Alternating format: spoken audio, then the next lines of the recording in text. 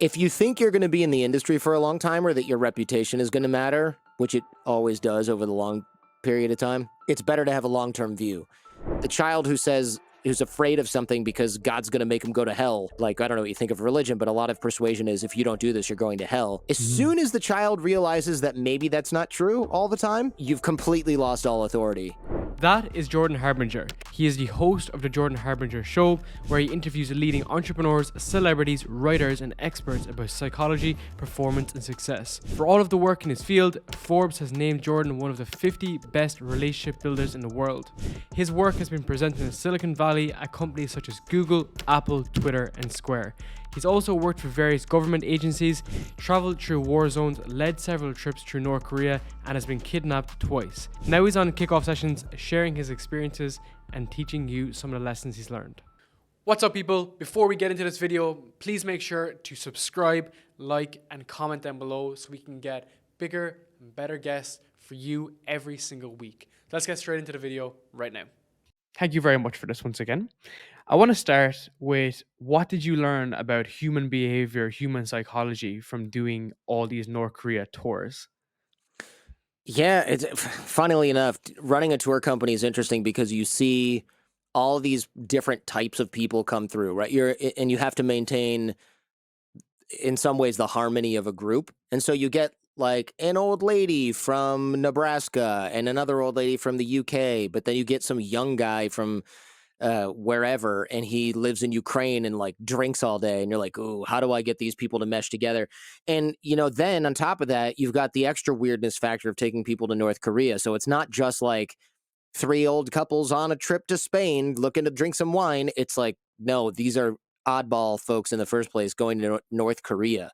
And so you're just like, oh, okay, all right, what's the deal here? And so you get this oddball selection of people. You got to make all of them jibe together. And then on top of that, excuse me, my throat's a little scratchy. On top of that, you go to North Korea where you have to get people to behave. And like, you got to tell some old guy who's never been told by a young whippersnapper like me that what he's talking about is inappropriate and could get him in trouble. And he's like, free speech. And I'm like, you don't have free speech. This is North Korea. I know you think that's a God-given right. They disagree and they have guns. So shut your face. Right. And you have to kind of like roll with that and do that in a diplomatic way. And I've seen other tour guides not handle it that well. There was one tour guide who, not surprisingly, this isn't in my company, obviously, that I later sold. But one tour guide, he did have a guy who fought in the Korean Wars, this old American guy, and he's like, I want to go visit my buddies who fought against the North. And they were like, oh, tell me more about these guys that fought against the North. And he dropped some names and said where these people lived or whatever. And they arrested him because he fought a war in their country and fought for the wrong side, and he wouldn't shut up about it.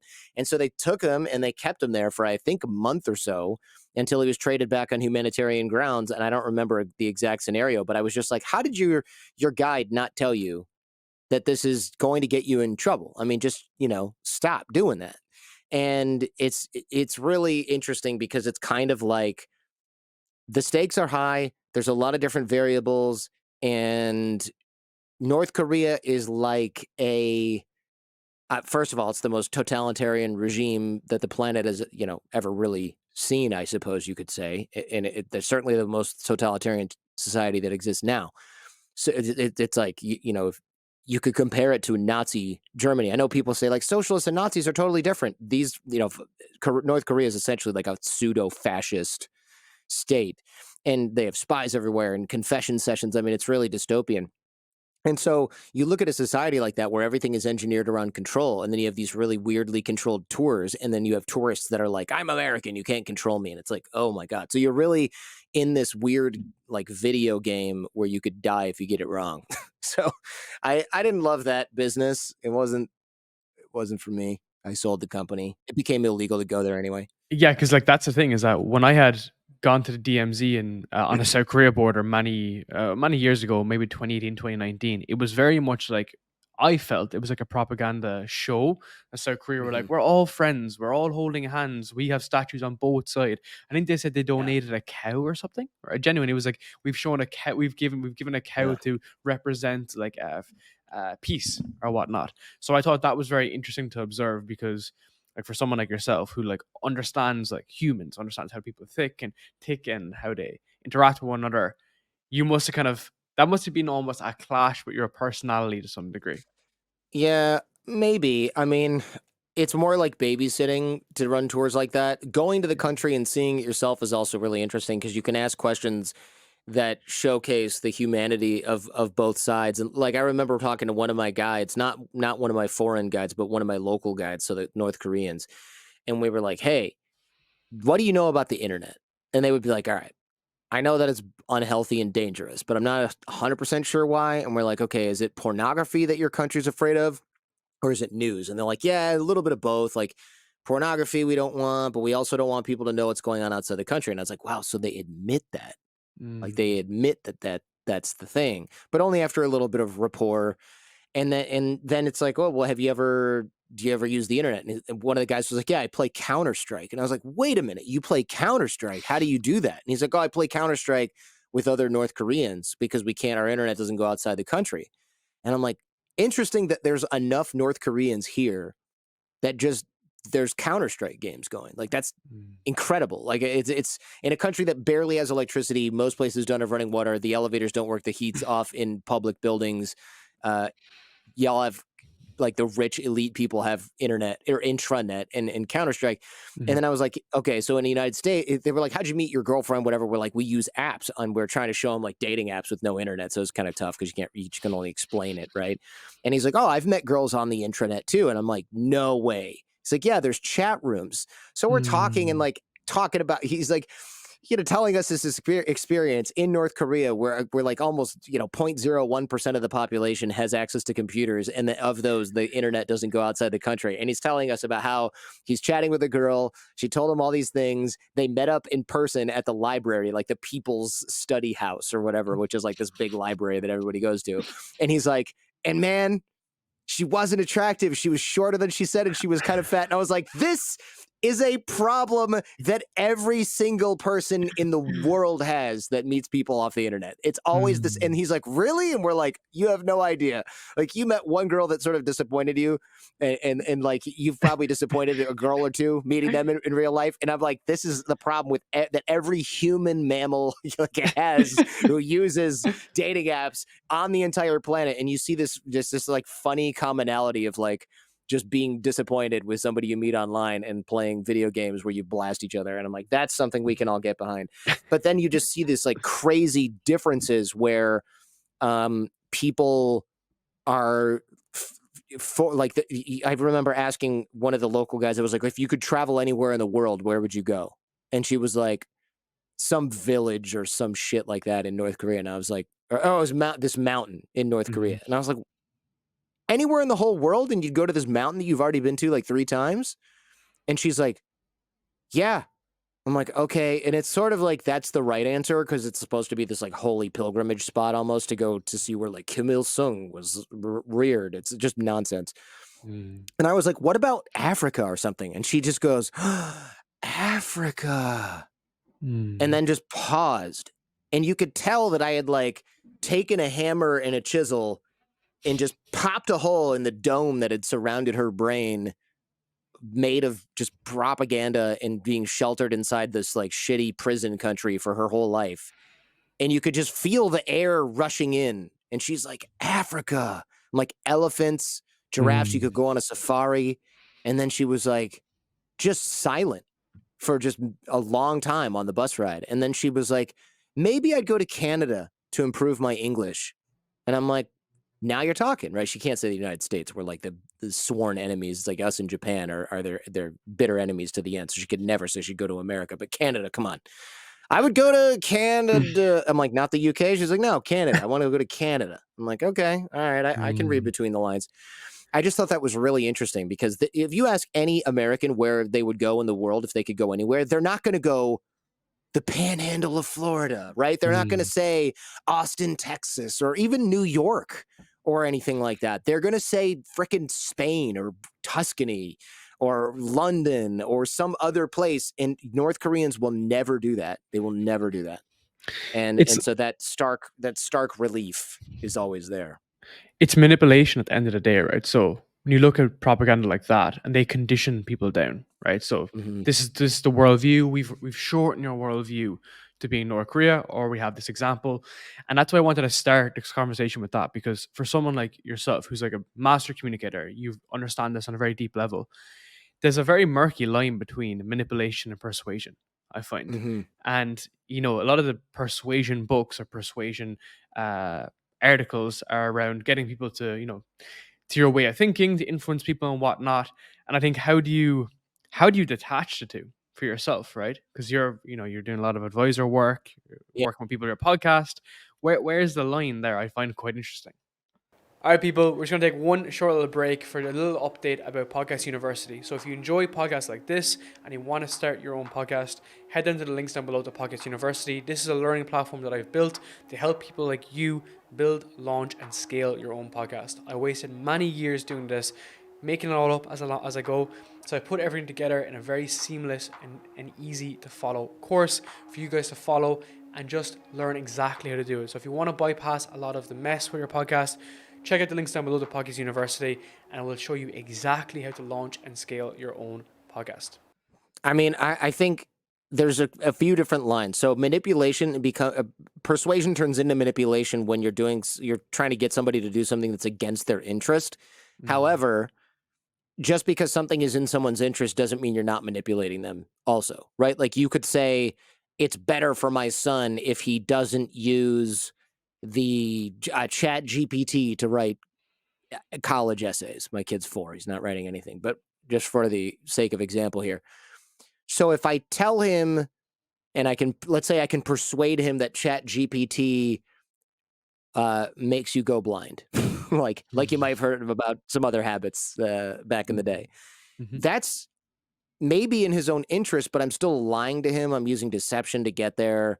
I'm not really getting him. I don't really get him to make the decision for himself in a way that's fair, right? I'm hiding the ball. So good persuasion is you being open about the pros and cons, and then getting someone to weigh those pros and cons in a way where they still make the decision that you want them to make. That's the ethical way to persuade somebody of something. It's just like sales.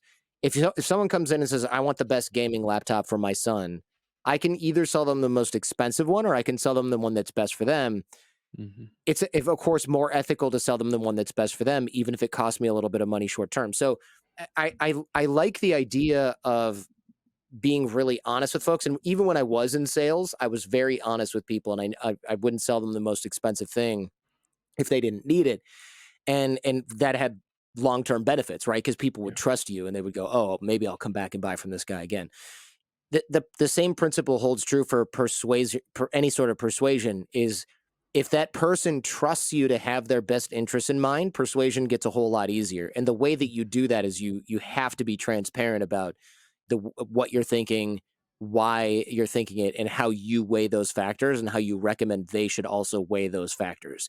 And Mm. it makes your persuasion slightly less effective short term, right? Because the best thing you could do to persuade somebody is just to lie your ass off and then get them to make the decision you want. But the second they find out that you did that, you can Mm. never do it again. So I like to be persuasive to the point where I can keep on doing it over and over and over again. I can roll the dice over and over again, and I can win every time, as opposed to just smashing the dice with a hammer and you win that time, but then there's no more game to be played.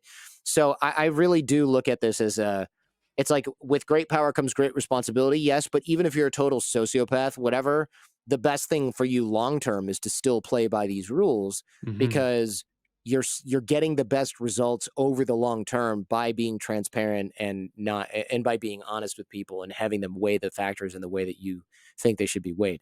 That's what persuasion is. So persuasion should not just be to get people to make a decision. It Mm-hmm. should be to get them to go through a process of making a decision that ends up in your favor. And there's a big difference, right? Mm. Because the child who's afraid of something because God's going to make him go to hell, like, I don't know what you think of religion, but a lot of persuasion is, if you don't do this, you're going to hell. As Mm. soon as the child realizes that maybe that's not true all the time, you've completely lost all authority. You're just completely toast. And so it's better to have somebody realize that maybe they should be moral because that's the best thing to do, not just because they're going to burn for eternity if they don't, right? And that is what makes people do the right thing when nobody's watching as well, Mm. from a morality perspective. So that I know that's probably a long answer to your It's a question, great, it's a but great there you have it. answer. It's a great answer because it's not about what you do when your mom's looking or when your children are work looking. It's what you do when no one's around, right? And how you do one thing is how you do everything. You have this extreme long-term perspective view, and it's very unique. It's something that I've tried to emulate, like for the last couple of years across like my life, across my. We've actually quite a similar background. So you came from law, I Hmm. came from finance. I hated Hmm. my life. I imagine you were quite similar. I went out to I went Similar, out to yeah. build my podcast and media company around that as a result. But it was having that long term view, and it's something at 27 I feel that a lot of young people don't have.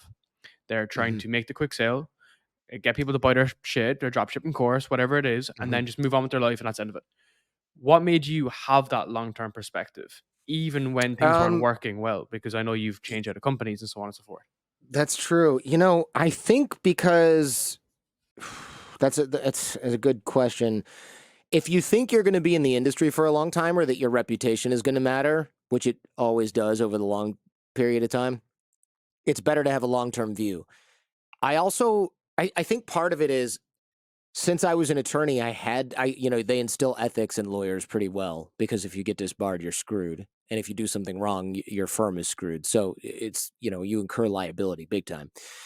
So that helped, right? Because they put the fear of God in you, to not to beat the analogy to death from the last example, but they really make sure that you know the consequences of your actions. But two, I've always operated under my real name or my, the name you hear, Jordan Harbinger. It's my middle name and my last name, but whatever.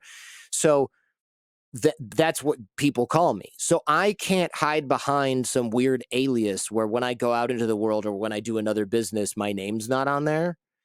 I am this person. So if I rip a bunch of people off for a quick buck, I know that in 10 years, those people are still going to remember me. And that's going to be a problem. I'm not selling under a fake name.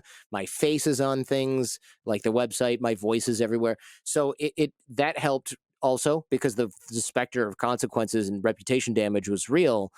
But also, and so starting off like that, that's maybe why I started as I was like, oh, I don't want to get in trouble. I don't want to do this wrong. But also, I knew that I wanted to be in this business or to be in business for a long time, and reputation is everything. And then as the years went by, and I saw that play out, where people where my reputation really mattered and saved my bacon a bunch of times, it was like, well, okay, then I'm not going to do anything to jeopardize this.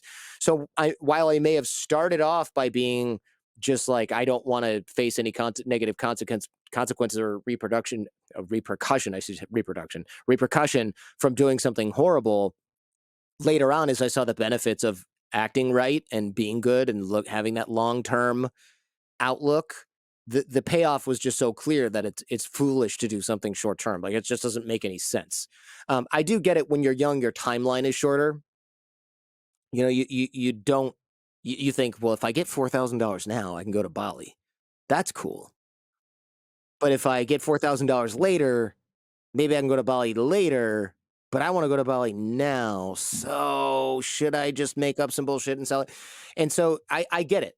But as you get older and you realize that there's a zillion opportunities and that your reputation only takes like a minute to destroy, you start to change your ways and hopefully you haven't made too many mistakes by then. I think operating just being very public in the beginning about who I was and what I was doing and also starting off being a lawyer, that probably helped me make sure to do it right from the jump.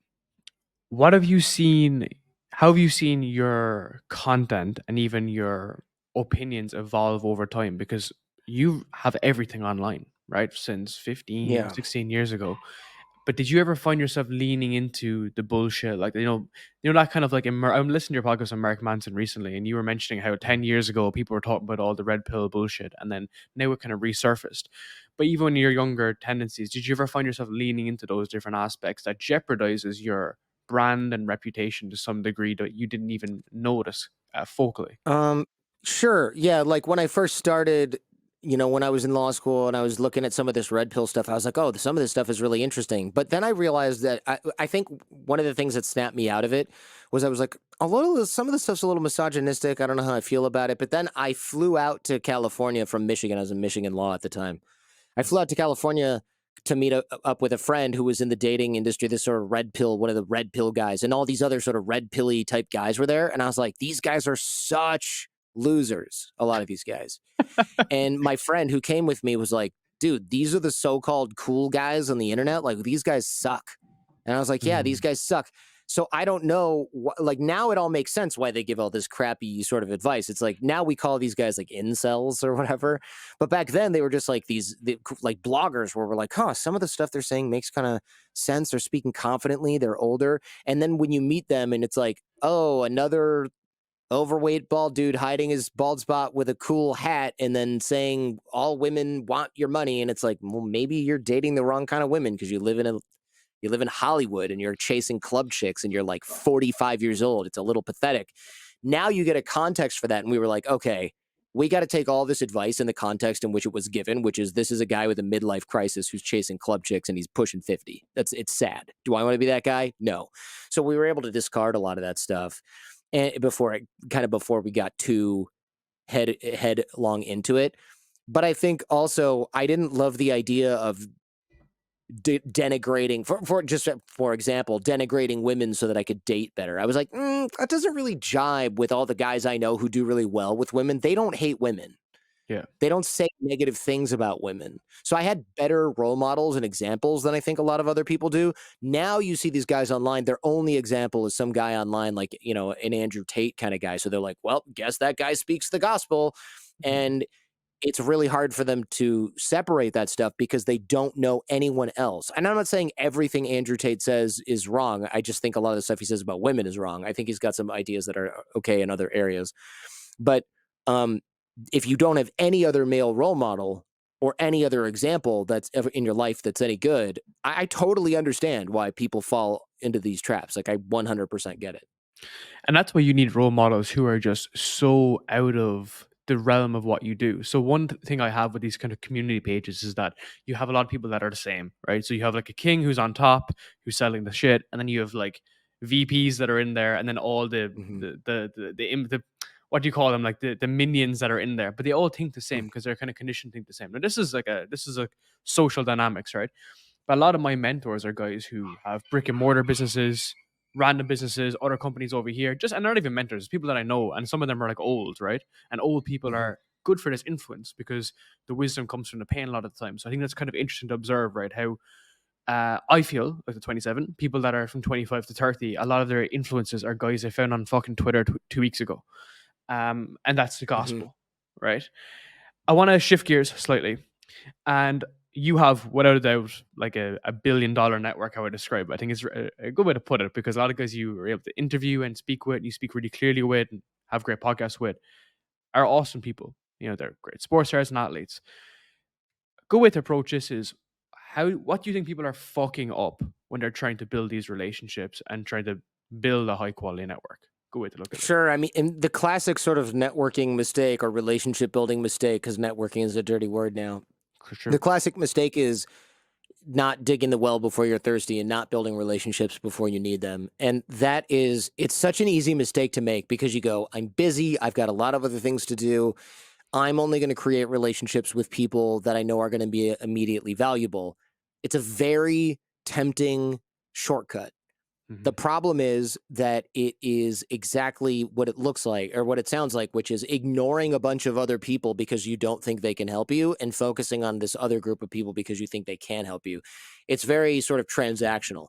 And even a lot of people will go, well, I don't really need to know anything from these folks because it's not transactional. I'm helping them, but I'm focusing on a particular industry. You just don't know what kind of relationship you're going to have with somebody. And you also don't know who you can help or who can help you because opportunities are often over the horizon. So the top mistake is not building relationships before you need them. So not digging the well before you get thirsty. The second sort of sub mistake is focusing on a specific group of people or industry to the detriment of having a well-rounded network. You really want a well-rounded network. Mm. And there's other little mistakes underneath that, like keeping score, making sure that you like, well, I did this for this person, so they owe me this, the transactional thinking.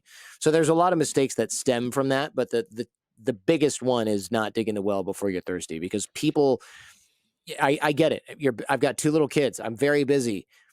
But it would be really easy for me to just stop networking or stop connecting with people or stop reaching out to old connections and keeping those fresh. It would just be such an easy thing to cut and save me some time. But every time I think maybe I'll do that, something comes out of the woodwork and I'm like, oh, I'm so glad that I kept in touch with this person. I'm so glad that this person reached out and I reached out to them recently. Or I'm so glad that this happened.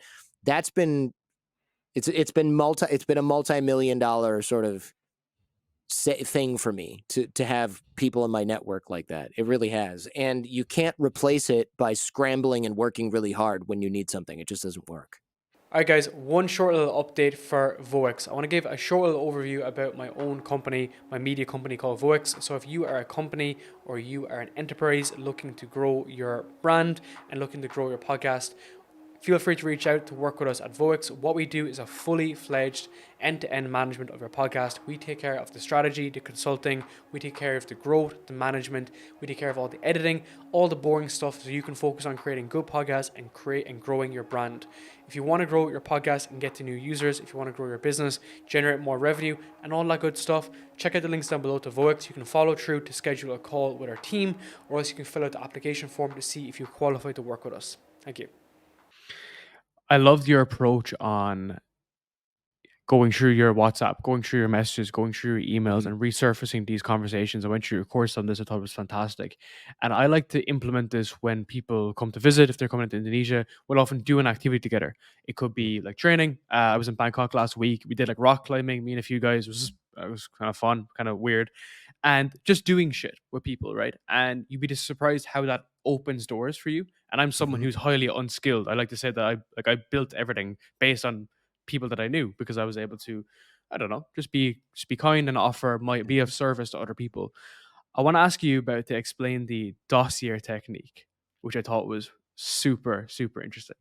Oh yeah, interesting. So this is from the 6 minute networking course that I give away that's free. I don't know if that's something you want to plug later on. Of course, It's just a free course that I have. But this is one of the drills in there. So with the first drill that you mentioned was going through your WhatsApp or going through your messages. You scroll all the way to the bottom, and you've got these like dormant connection. People you've talked to 3 years ago that you had lunch with at a conference and you never really kept in touch with. I always reactivate those, and I've got a script in the 6 minute networking course that's I reactivate one, two, three of those per day, and maybe 50%, 75% reply. And you get a lot of little short conversations, keep things fresh, get some updates from people, save their new number, their new whatever, find out where they landed, what company they're at now, whatever it is. But the other exercise, the dossier technique, I really enjoy this because I like researching things. I do that a lot for the Jordan Harbinger show, right? I do a deep dive on a person and then do the interview and conversation or a subject. Dossier technique is really the same. So it might be like, all right, I'm going to this conference. There's a lot of really cool people there. One person who looks really interesting is this speaker on, I don't know, geoengineering, whatever. So I'll do a bunch of research on that person and find out what kind of things they're interested in outside of geoengineering. Oh, they're interested in they play pickleball. I don't know. Everybody plays pickleball now, right?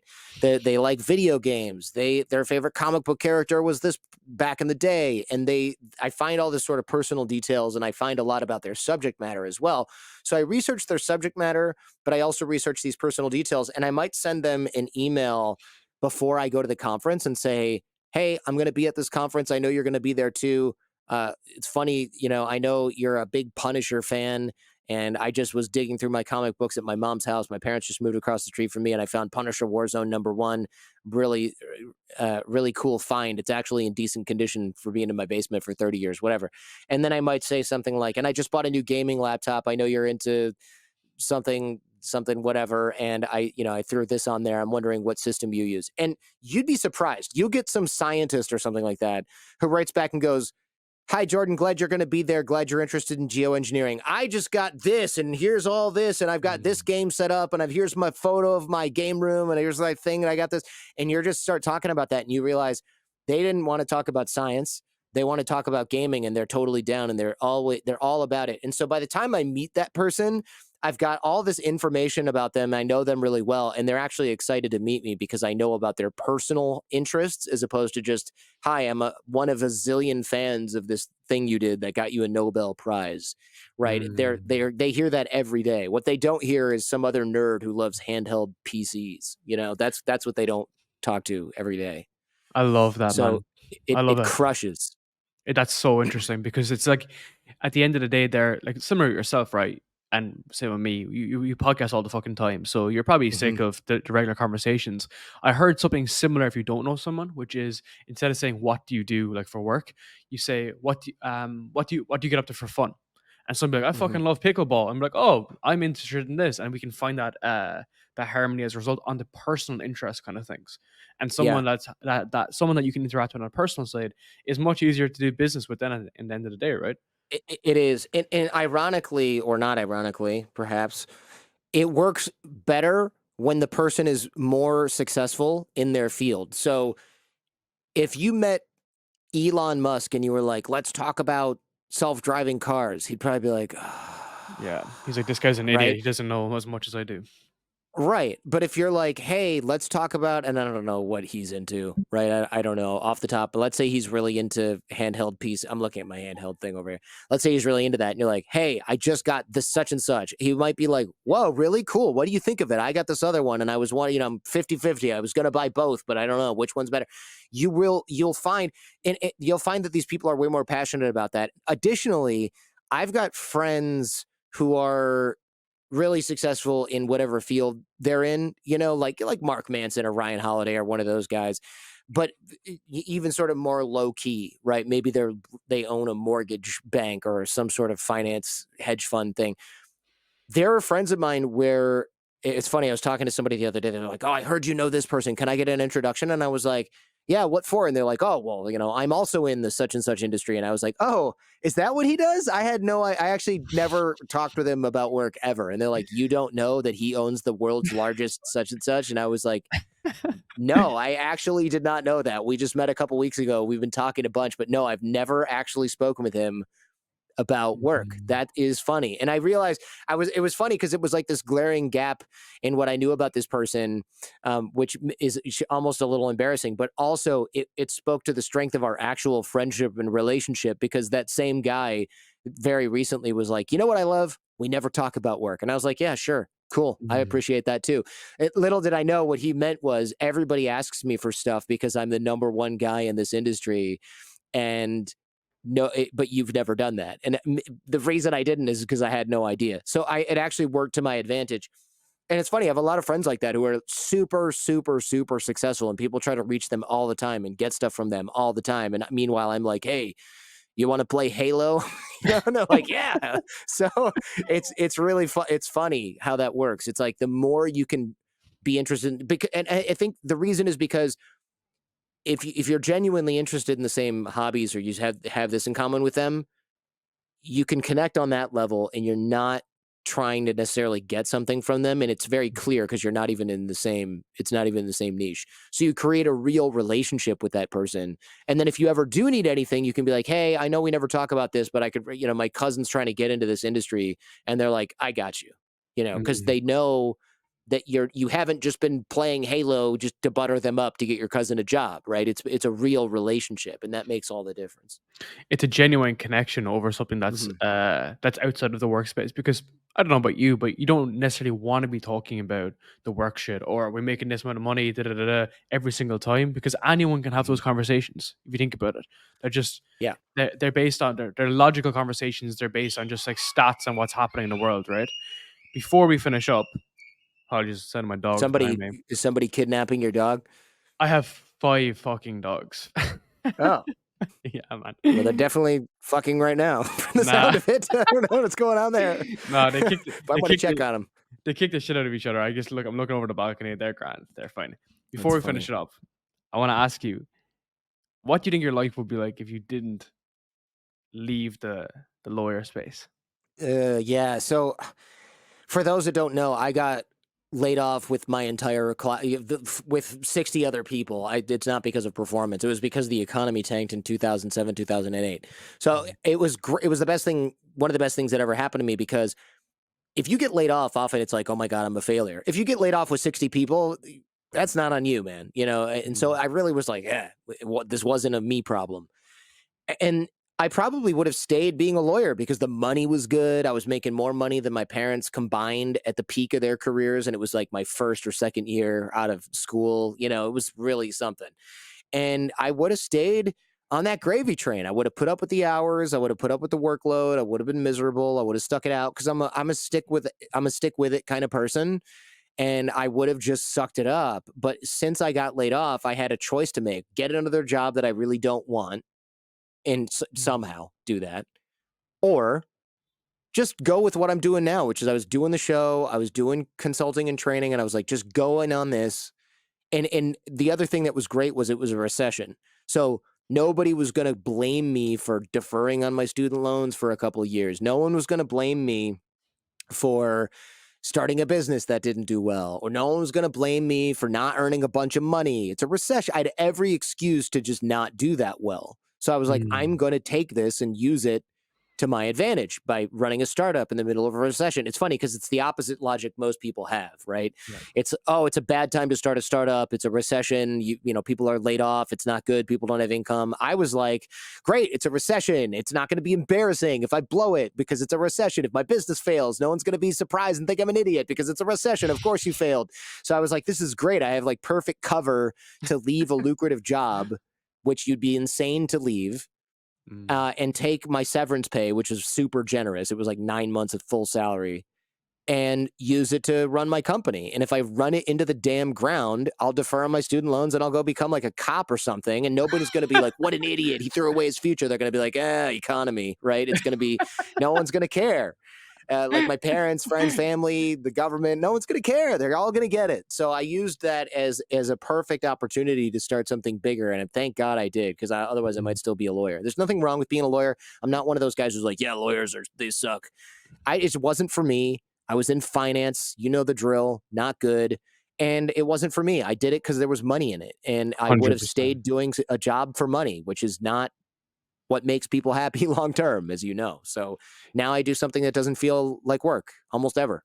You followed curiosity and you kept that up into, 20 years later, however it's long long been this stage, right? And Yeah, I'm 16 I'm years. Yeah. I'm the exact same, man. I was working in investment banking. It was the exact same schmigs, exact same setup. I was making decent money. And then we swapped out, and it was in the past couple of years whereby it's like a recession now. But Hmm. service businesses generally do quite well in recessions because they're lower risk for companies to work with.